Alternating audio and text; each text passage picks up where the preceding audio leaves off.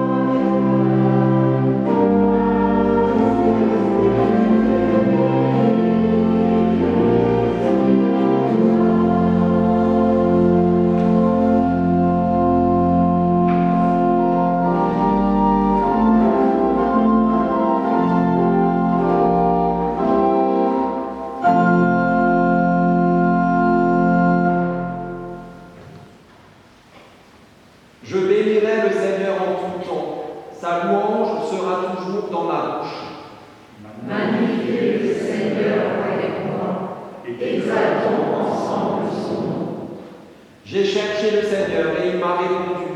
De toutes mes frayeurs, il m'a délivré. Ceux qui regardent vers lui sont radieux, et leur visage n'a pas à rougir. Quand un pauvre crie, le Seigneur entend, et il le sauve de toutes ses détresses. Vous qui voyez combien le Seigneur est bon.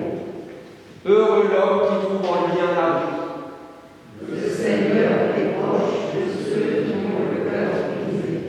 Il sauve ceux dont l'esprit est écrasé.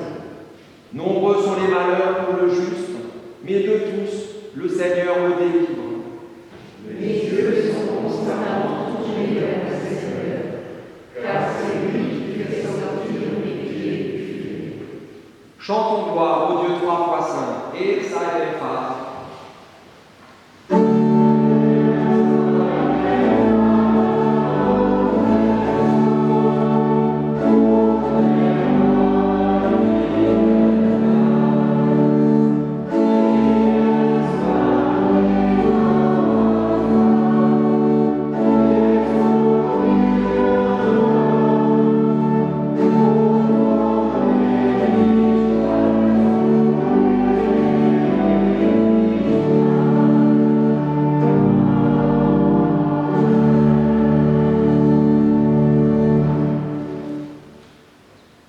Parce que nous sommes sûrs de l'amour de Dieu pour nous en Jésus-Christ, nous pouvons reconnaître devant lui ce qui nous sépare de lui. Seigneur, tu connais nos vies et tu sais tout le poids de nos soucis, de nos luttes, de nos craintes.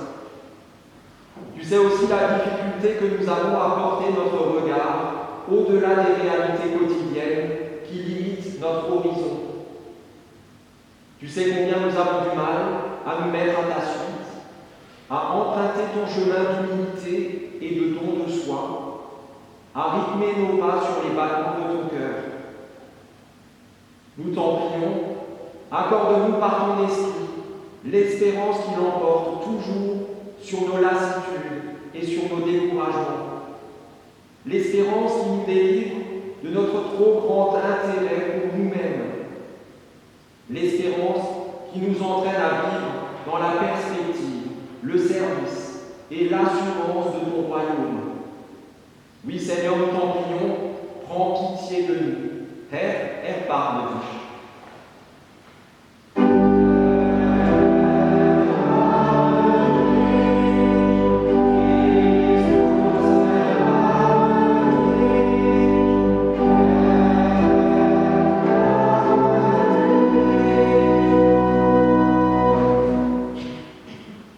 Que celui qui aime Dieu se réjouisse, car voici ce qu'il proclame à son intention par la bouche du prophète Ésaïe. Lorsqu'il dit ceci: Je ferai marcher les aveugles sur un chemin qu'ils ne connaissaient pas. Je les conduirai par des sentiers qu'ils n'avaient jamais suivis. Je changerai devant eux les ténèbres en lumière et le sol accidenté en terrain plat. Oui, c'est bien cela que je ferai, et je ne les abandonnerai pas. Dans sa tendresse et dans sa fidélité, Dieu est plus motivé que jamais. Motivé à nous ouvrir les yeux, motivé à nous ouvrir le chemin, motivé à nous réconcilier à lui. Pour cette grâce insondable, chantons-lui notre reconnaissance et exaltons le Seigneur. Ehre sei Gott in der Höhe.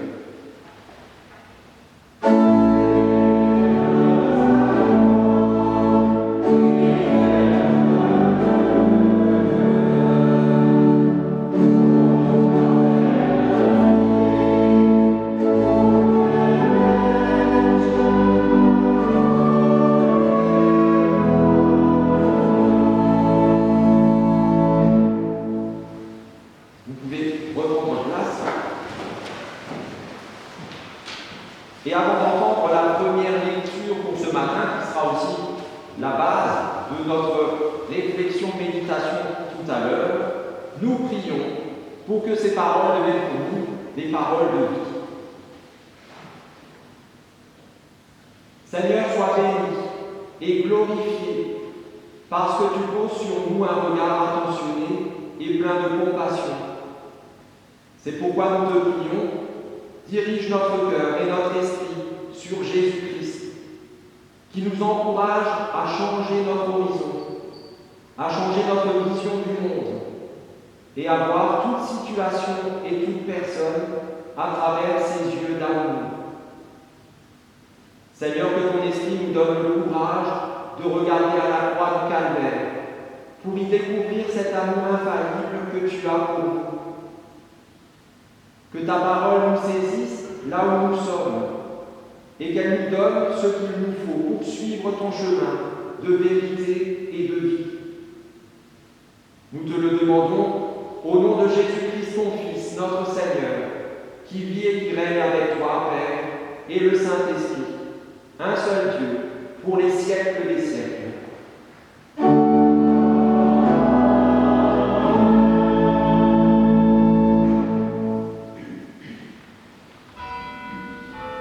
Et ainsi, dans le premier livre des Rois, au chapitre 19, nous écoutons les versets 1 à 13.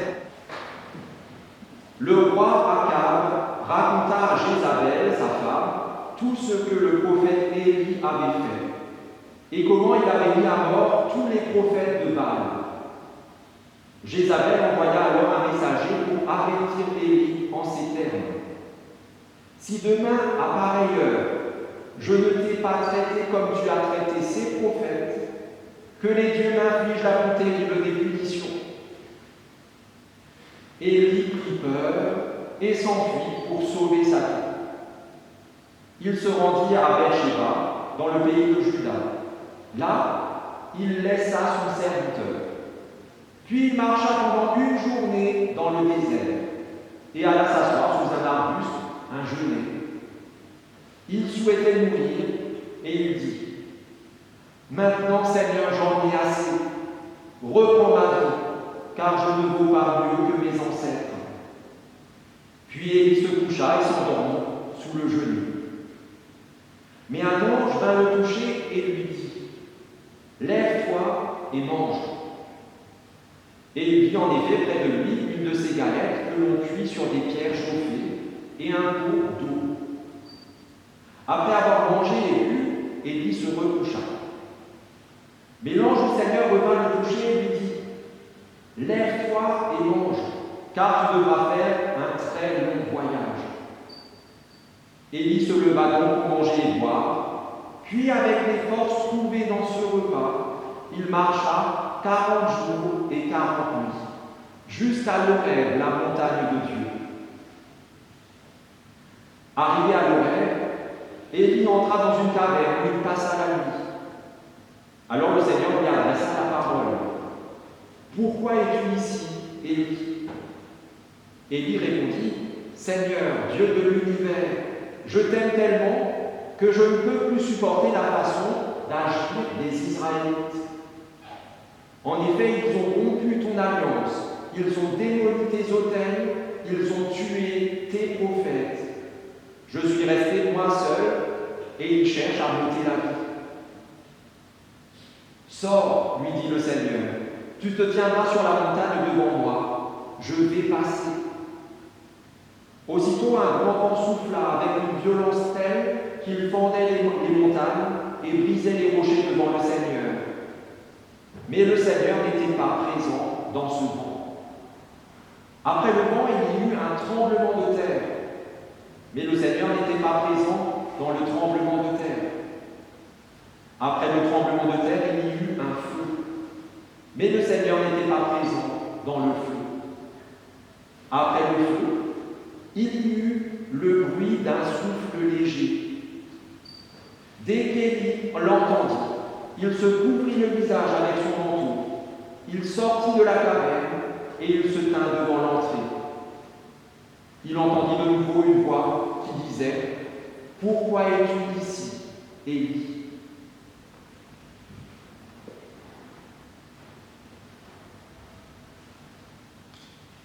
Nous chantons le chant suivant. Écoute, entends la voix de Dieu, les 4 strophes.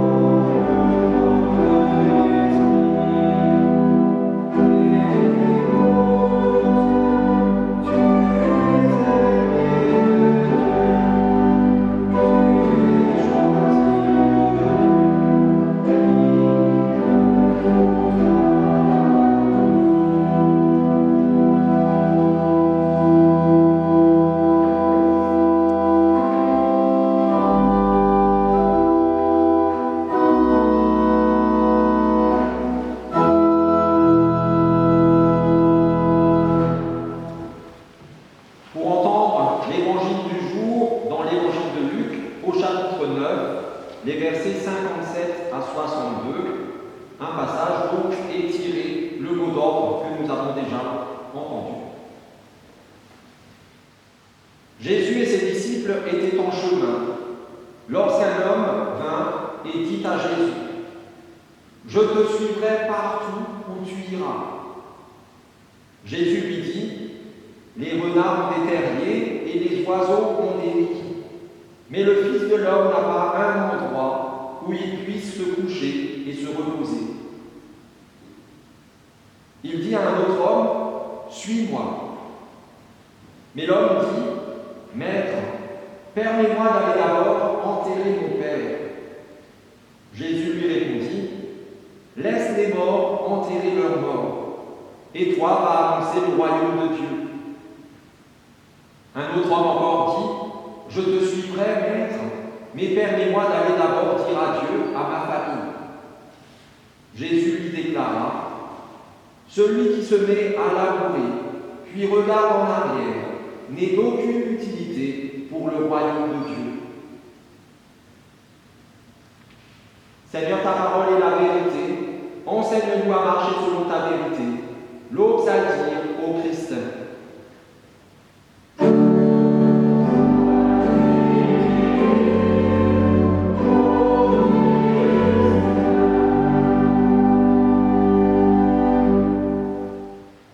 La question du jour est la suivante.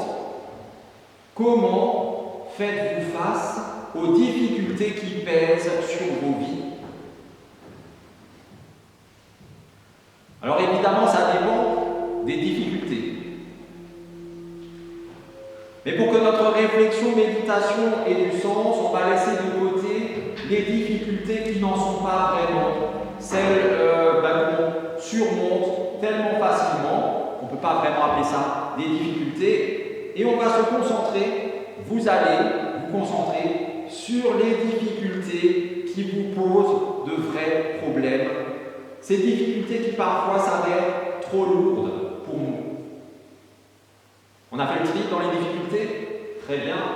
Alors on peut reformuler la question en disant: comment gérez-vous le fait d'être parfois vraiment débordé, ou même complètement dépassé, voire totalement submergé la tête sous des kilomètres d'eau?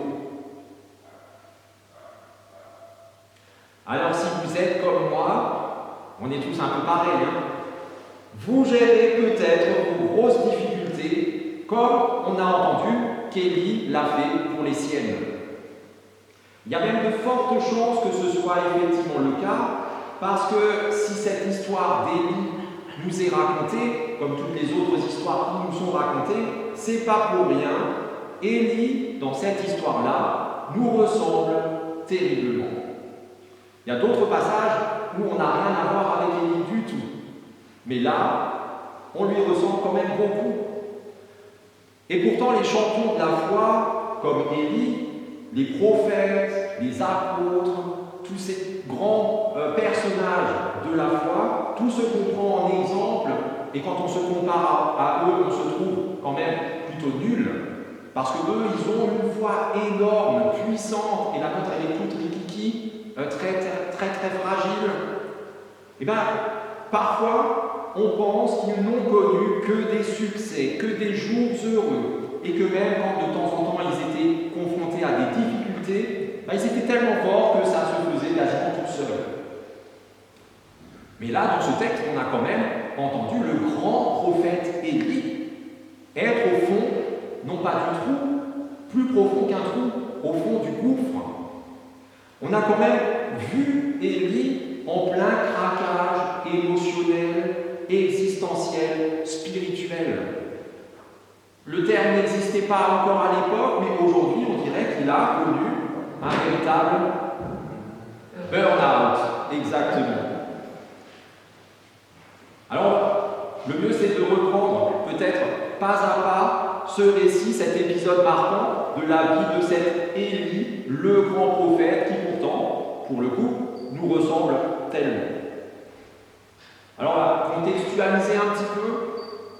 Élie est ce grand prophète, the prophète que Dieu envoie, corriger, reprendre le roi Akab.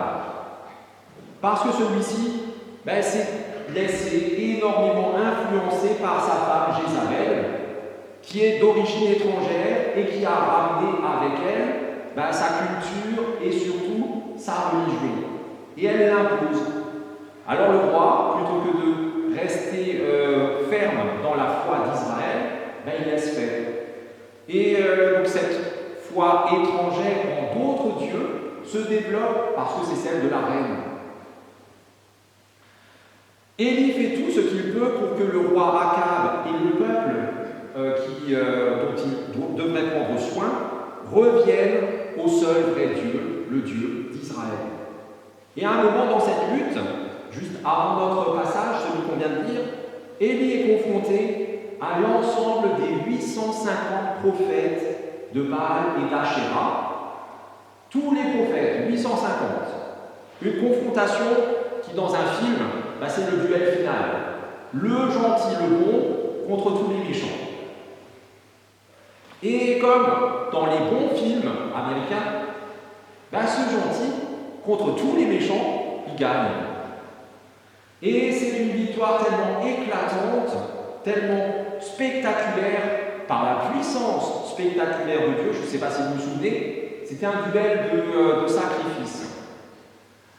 C'était tellement, le Dieu d'Élie était tellement plus fort que les dieux des autres, qu'il a non seulement carbonisé le sacrifice qui était sur l'autel, mais aussi l'autel, et aussi tout ce qu'il y avait autour, alors qu'ils avaient détrempé tout ça avec des tonnes et des tonnes d'eau.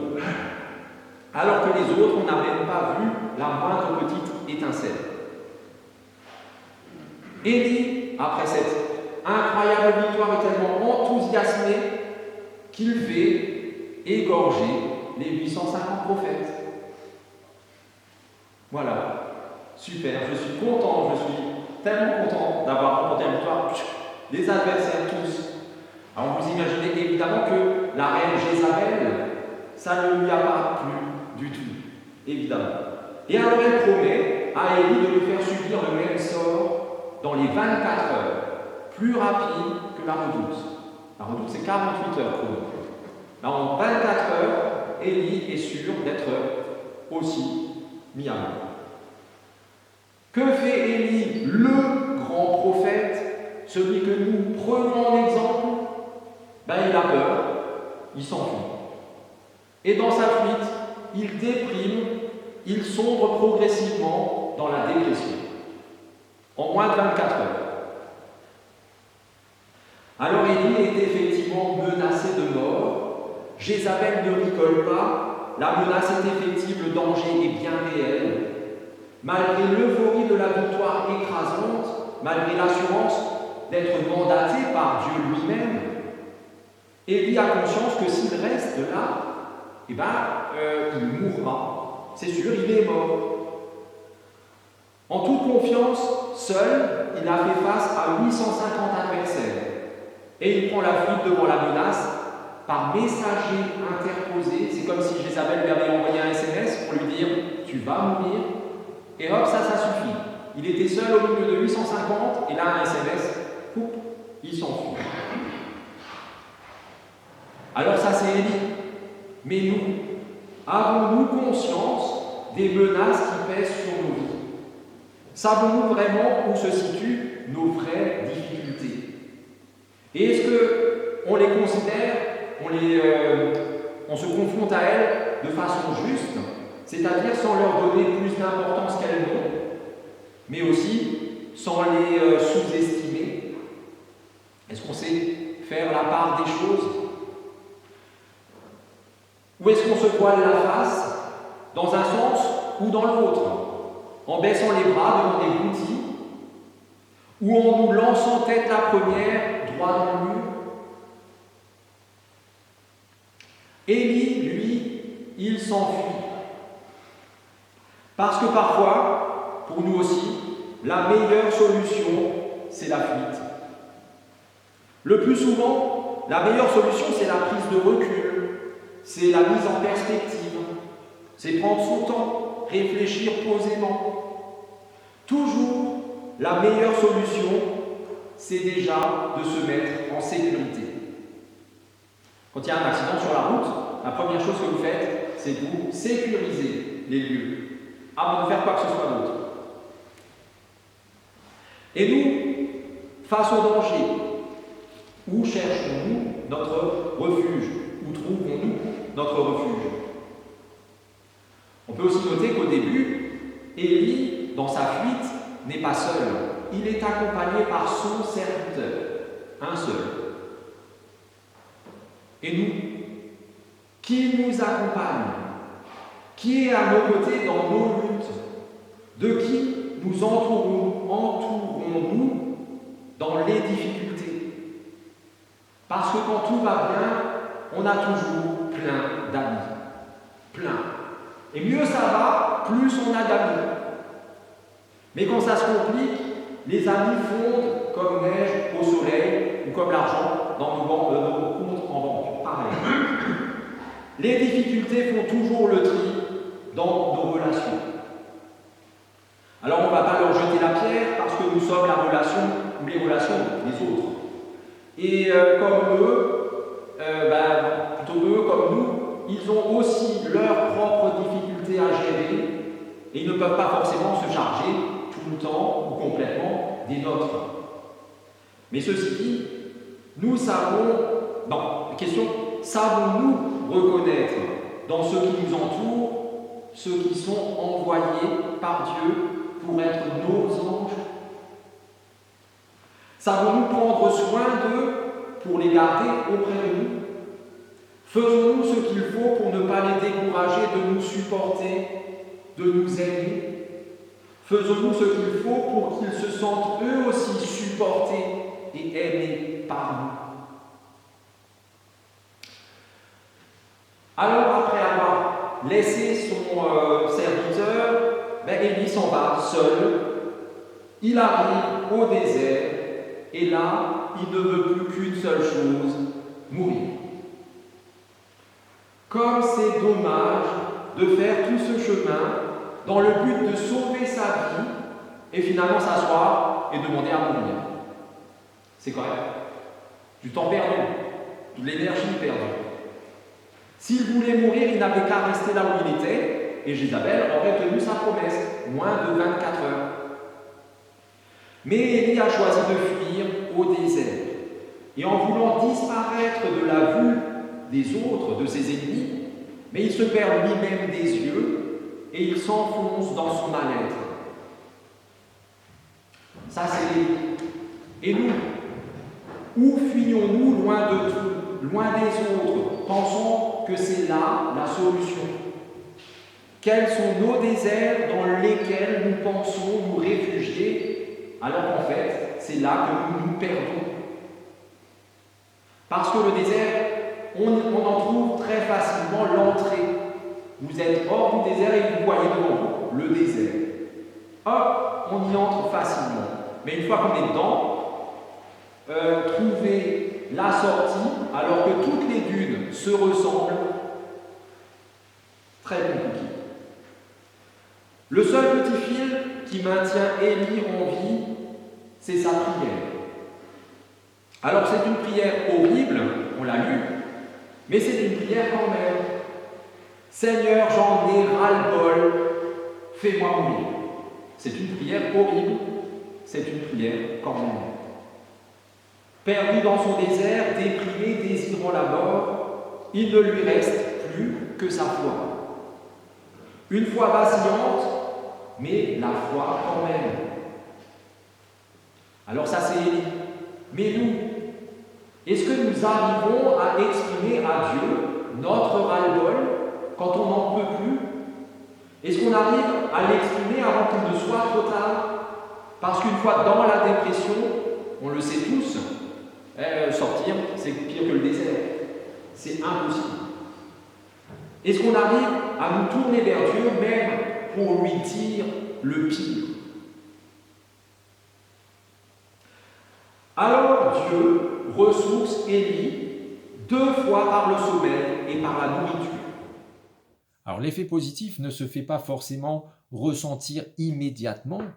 Les miracles extraordinaires, instantanés et éblouissants ne sont pas les miracles les plus courants. Le plus souvent, Dieu prend non pas son temps, mais notre temps. Il s'adapte à notre rythme. On le sait tous, plus ou moins d'expérience, soi-même ou parmi nos proches. Quand on est en dépression, mais il n'y a rien de pire que de s'entendre dire mais vas-y. Non mais quand on veut, on peut. Qu'est-ce que t'attends? Suffit juste que tu te lèves et que tu y ailles. De toute façon, tes soucis là, mais c'est rien. Il y a bien pire ailleurs. Allez, zou.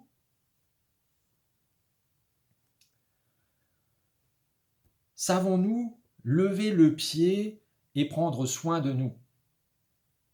Savons-nous ne pas nous laisser affecter par ces imbéciles qui nous tirent vers le bas au lieu de nous porter et de nous supporter et de nous encourager?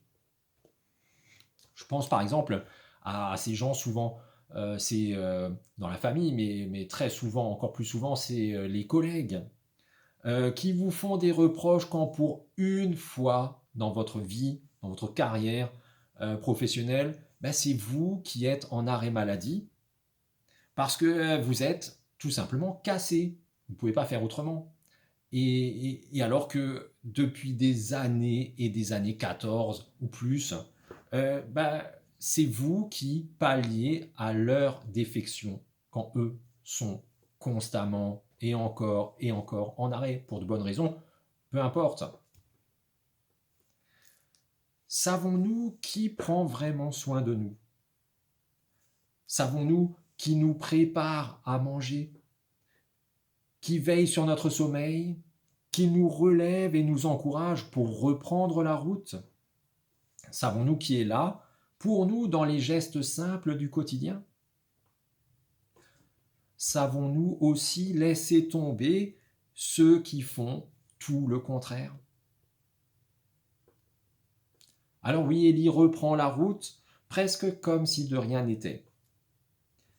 Ce qui veut dire que, en fait, il continue sa fuite.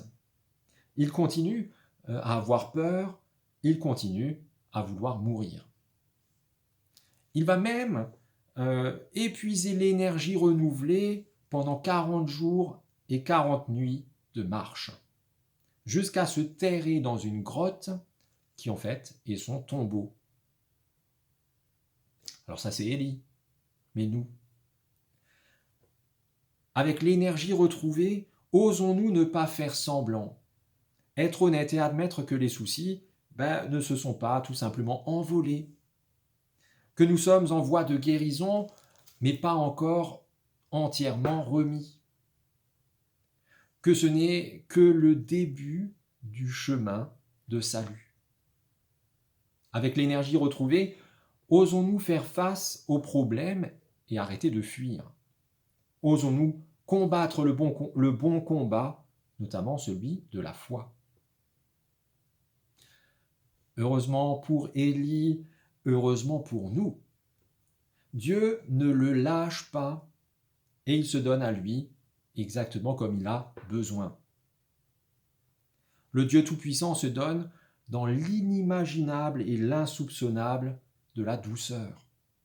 Quand c'est la douceur qu'il faut, quand c'est un bon coup de pied aux fesses qu'il nous faut, Dieu n'hésite pas, il nous le donne. Savons-nous reconnaître la présence de l'action de Dieu ailleurs que dans ce que nous attendons de lui? Parce que c'est vrai que bien souvent, c'est un bon coup de pied aux fesses qu'il nous faut, mais pas toujours. Parfois, on a besoin de bras pour nous serrer. On a besoin d'épaules pour nous consoler. On a besoin d'oreilles pour nous écouter. Et Dieu sait ce dont nous avons besoin bien mieux que nous-mêmes. Et ce n'est pas toujours en adéquation avec ce que nous souhaitons pour nous-mêmes. Mais Dieu fait au mieux à travers nos difficultés sans jamais nous abandonner. Et toujours, il nous tire et nous retire du fond de nos grottes. Toujours, il nous relève de nos tombeaux. Toujours il nous donne son doux et puissant esprit de vie. Notre Dieu est digne de confiance, alors faisons-lui confiance. Tout comme il a été fidèle avec Élie, dans ses faiblesses par lesquelles nous lui ressemblons tant, Dieu nous est fidèle à nous aussi. Si aujourd'hui nous sommes épuisés, déprimés, découragés, Dieu nous assure que notre chemin n'est pas terminé. Dieu nous relève pour que nous reprenions la route. Dieu nous aime pour que nous rentrions chez nous, c'est-à-dire auprès de lui. Alors levons la tête et marchons par la foi. Amen.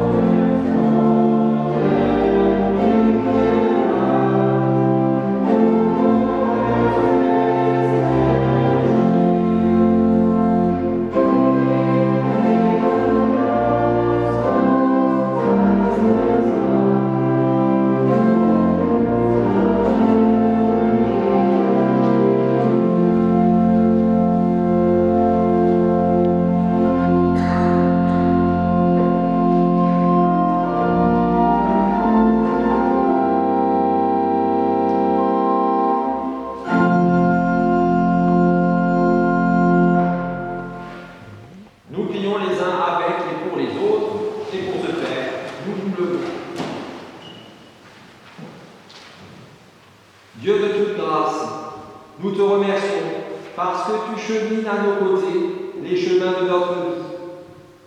Nous te confions aujourd'hui tous ceux qui sont en route avec nous et qui ont besoin de ton secours. Nous te confions tous ceux dont le travail est si prenant qu'ils ne trouvent pas le temps de se poser ni de se reposer. Qu'ils puissent sentir l'attention que tu leur portes et réaliser que tu es avec eux au cœur même de la cohue de leur quotidien. Et aide-nous à trouver ensemble la façon de ralentir nos rythmes effrénés. Nous te confions tous ceux qui pensent avoir déjà tout accompli et qui n'attendent plus rien de neuf de la vie. Ouvre leurs yeux à de nouveaux chemins, de nouvelles possibilités et opportunités. Et aide-nous à chercher ensemble de nouveaux buts à atteindre. Nous te confions les personnes fatiguées ou malades, du corps comme de l'âme, celles qui n'ont plus la force ni la volonté de continuer, affermis par ta présence affectueuse. Aide-nous à les accompagner auprès comme au loin. Nous te confions également les mourants et ceux qui leur survivront. Sois leur soutien sur ce chemin d'affliction et de séparation. En route vers ton royaume de justice et de paix, nous unissons nos cœurs et nos voix pour faire monter à toi la prière que Jésus, notre Frère, nous a lui-même apprise. Notre Père, qui es aux cieux, que ton nom soit sanctifié, que ton règne vienne, que ta volonté soit faite sur la terre comme au ciel. Donne-nous aujourd'hui notre pain de ce jour. Pardonne-nous nos offenses, comme nous pardonnons aussi à ceux qui nous ont offensés. Et ne nous laisse pas entrer en tentation, mais délivre-nous du mal. Car c'est à toi qu'appartiennent le règne, la puissance et la gloire, pour les siècles et siècles. Amen.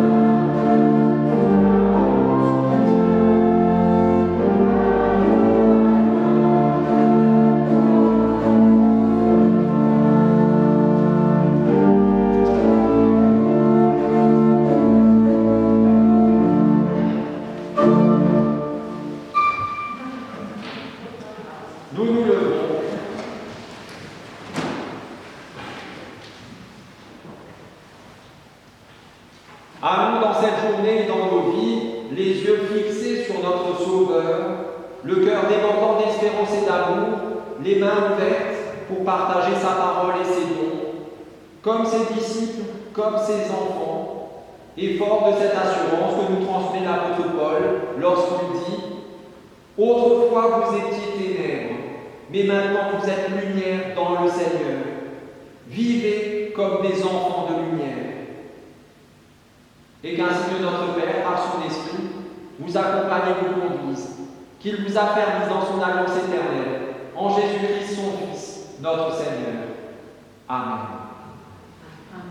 Et soyez bénis, vous êtes bénis.